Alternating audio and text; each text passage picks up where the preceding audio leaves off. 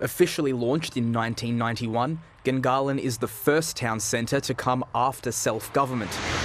Each town centre is a snapshot in Canberra's history, but none were developed quite like Gungahlin. Land was the asset, I suppose, that the early self-government administration had. Perhaps that was all it had to gain revenue. Gungahlin, as opposed even to Tuggeranong, was developed by private developers.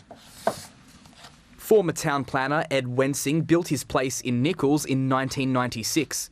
He loved raising a family in Gungahlin, but has noticed the further out you go, the less space you have. I'm not a great fan of the smaller lot developments that produce staccato side-by-side development. I think we can do a lot better than that. For developers, buying big blocks and building small places is a good way to maximise profits. But more people moving in means more pressure on services. But that's not the only concern about high-density living.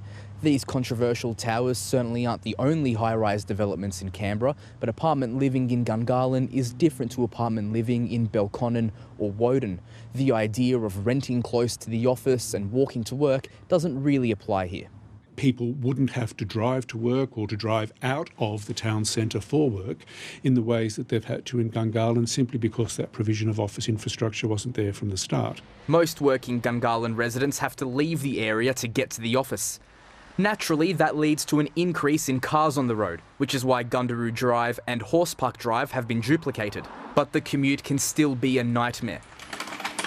One of the reasons Anushka Sharma chose to leave the area is because she couldn't escape the traffic. In the mornings, I could not sleep because there would just be so many cars going past in the morning, between 6 to 8 a.m. So I just would not be able to sleep, even though I'm a really deep sleeper.